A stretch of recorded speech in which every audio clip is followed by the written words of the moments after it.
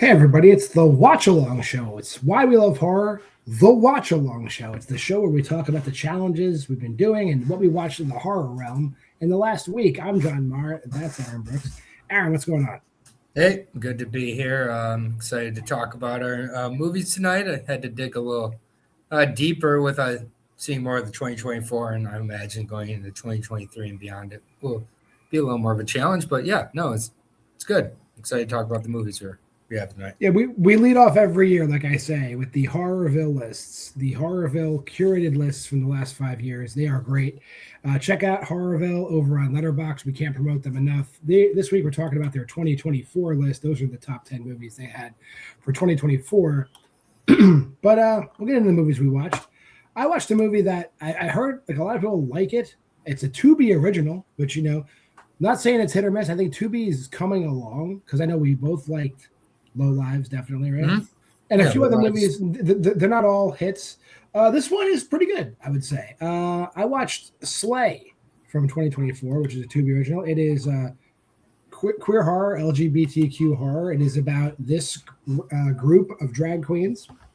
And it's basically from dusk till dawn. It is the same. I mean, they're not criminals. The only difference is the main characters are not criminals. Take out the Gecko brothers, put in this crew of 4 drag queens, and you have kind of like a From Dusk Till Dawn, sinners before sinners sort of situation. Because there's definitely musical numbers. They definitely dance to WAP, which is fun.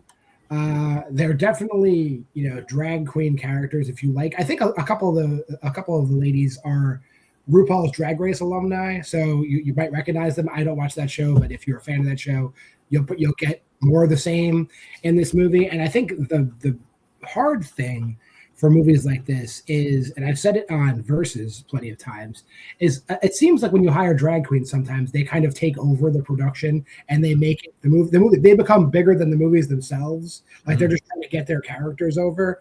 That doesn't happen in this movie. It's played totally like it's contained, and that makes the movie better, which is great. Yeah, you kind of mentioned that with, I think, Queen of the Dead too. Yeah, Queens of the Dead definitely went into that territory. Some of the characters were just trying to be noticed as like, look at me, I'm doing my thing. And my rating for that movie, I went up to a 3.5. It's good. And what'd you watch, Aaron?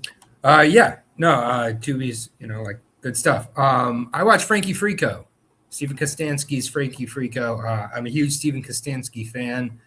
I'm not sure how I didn't get to this movie sooner, but I really loved it, man. It's just a sweet little movie, full of creature homages. I liked all the creatures more than the human characters. I think that's by design, but also like I didn't love the lead. That held me back a little bit from loving this movie more so. But it really knows what it is.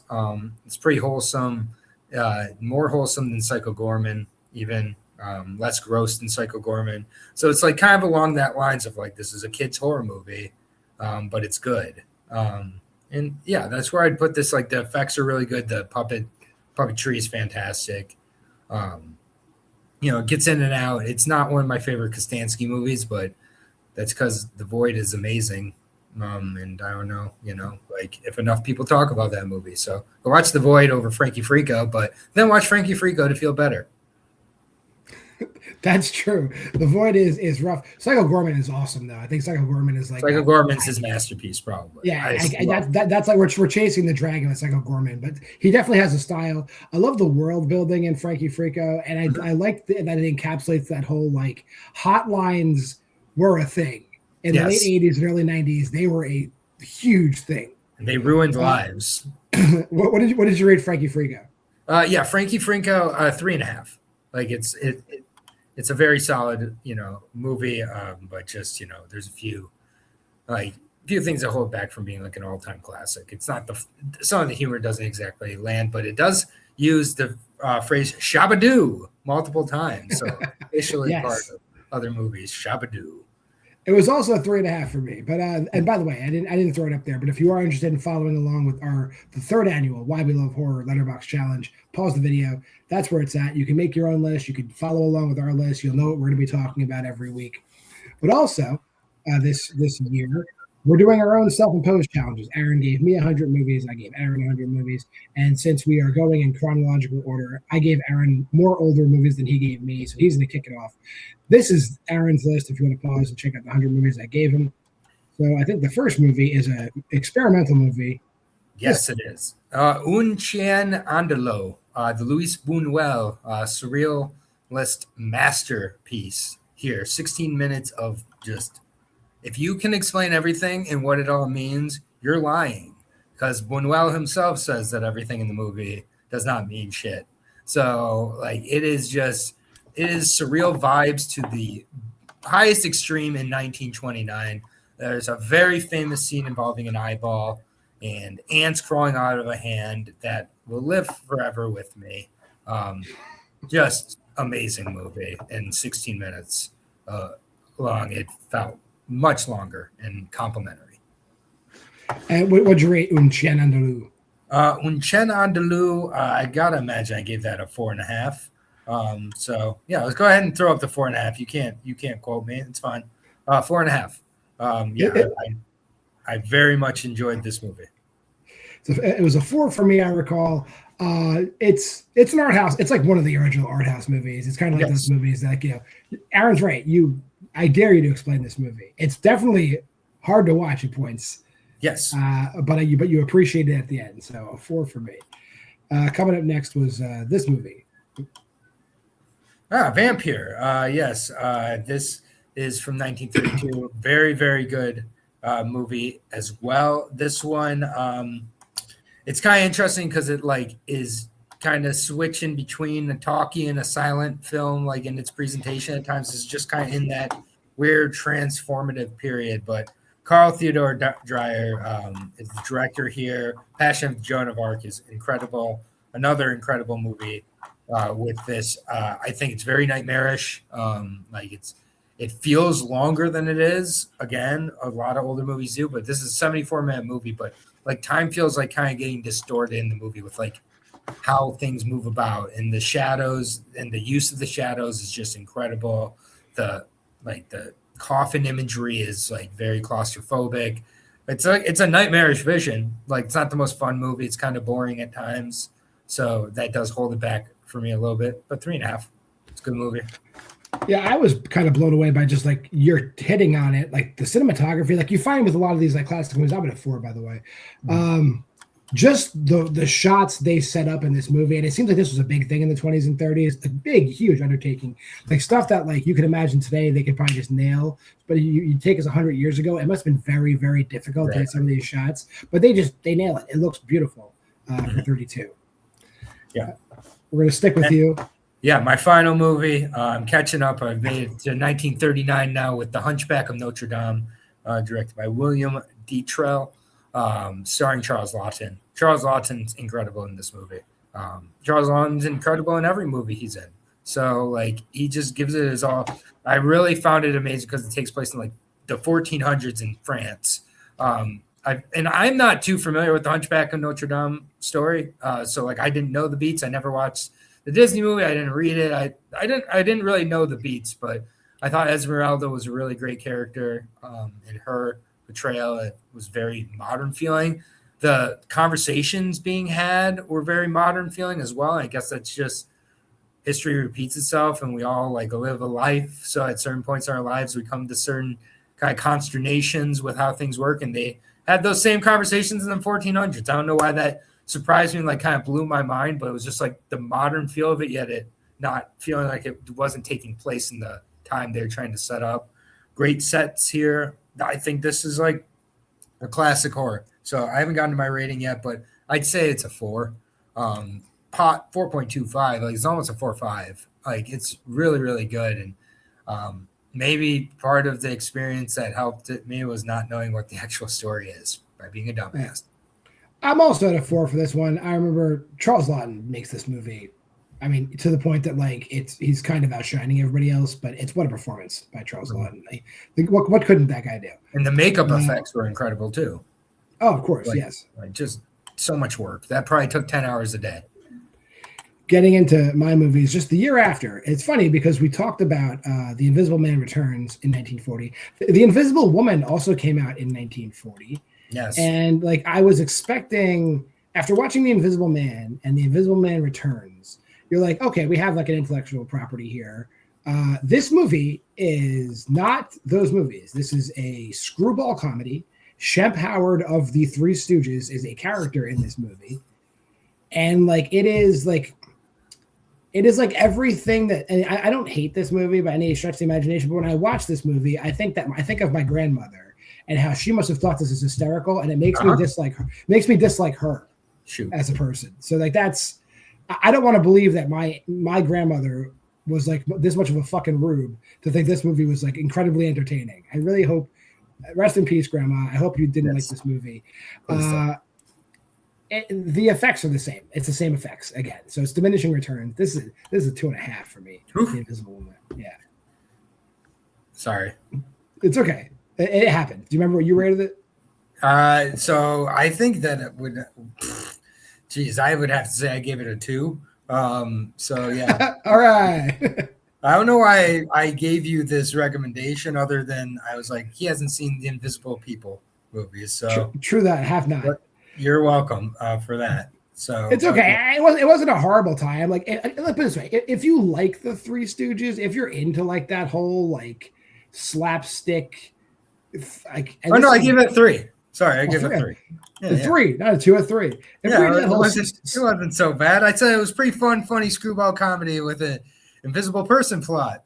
All 3 leads are really solid. The plot moves seamlessly to the end. Not bad at all. If you like watching people fall down for no reason, I love it. Watch this movie. It's that old chestnut. But moving on, a movie that I was like, cool. It's like a movie that is like definitely worth your time. Second movie I got to this week, The Tingler. Let's go. Here we go. Now we're cooking. The Tingler, starts with that whole like has a disclaimer where the director comes out, like William Castle comes out, and like talks the movie up. Like obviously it's they just didn't remove it from the movie, but it's meant to be there for the theater experience. Because when The Tingler came out, they had rigged a bunch of theaters to like basically electrocute people while they were sitting in the seats. That would have just probably pissed me off. But like I get it. I love that every character in this movie is like an absolute sociopath. It's so weird to see. Like the one dude is. I mean, I can't really say without spoiling the movie, but hey, if I'm spoiling like a almost 70-year-old movie, I think that's okay. Whatever. Like the one dude turns out to be like the killer, but like his wife dies. He doesn't give a shit. Vincent Price's character doesn't give a shit. They're just like taking this lady's dead body and like dragging it all over the place because they want to get the Tingler out of her. The Tingler being a parasite that thrives on fear that lives in your spinal column that everybody has. And the only way to paralyze the Tingler is to scream, to let out your fear. And it sounds like such a stupid concept, but like they really explore the space. The Tingler's really good. I'm at a 4 with The Tingler. Yeah, it's like such a patient, weird story that's told, and Vincent Price is giving this like Oscar performance in this B movie, which makes it even more bizarre. And that's just what Vincent Price does. Leave the 4 up there. It's a 4-star movie. Yeah, he is a scientist in this movie. William Castle just rocks too. Yeah. Not even a mad scientist. He's just like a science. Like he is a Mr. Wizard scientist in this movie. Yes. Moving on to now we're getting like you gave me a bunch of Roger Corman movies in a row. Yes, I did. With, Dick Miller in a Bucket of Blood. Like, and can I mention that the poster for this movie is just a bunch of cartoons that have nothing to do with the movie? It's so what the fuck kind of advertising was this? I'm not even criticizing the movie. Like this poster is another sign of the times. This is like when my father was like a young child. If he thought this was entertaining, I got some words for you, Dad. We're going to talk when I fucking get home. If you think this is entertaining. The movie itself, good. It's kind of like, it's funny because like when I started watching it, I was like, oh, this is the plot to Ease'll Kill Ya, the Tim Roth episode of Tales from the Crypt, which obviously ripped this off because it's the same exact plot. Like there's a guy, he's not really an artist. He'd love to be an artist. And he kind of accidentally becomes an artist by like, he accidentally kills a cat and then covers it in clay, and it's so lifelike that he becomes like an artist, and then he gets addicted to the fame of being an artist, and he becomes a serial killer. Dick Miller, relegated to like playing the same character as a character actor in a bunch of movies after this, pretty much. But like he really had a shot at being like a leading guy, I think, after this movie. He does a great job. The movie's only 60 something minutes though. It's barely over an hour long. I wish I had a little more. I wish it was a little more fleshed out. I think I'm at a 3.5 on A Bucket of Blood. Yeah, no, I agree. It's a 3.5 for me as well. Like I think it's like almost feels like a noir mixed with like just having to have a horror director, Roger Corman, at the helm. So he added the essence of the horror more.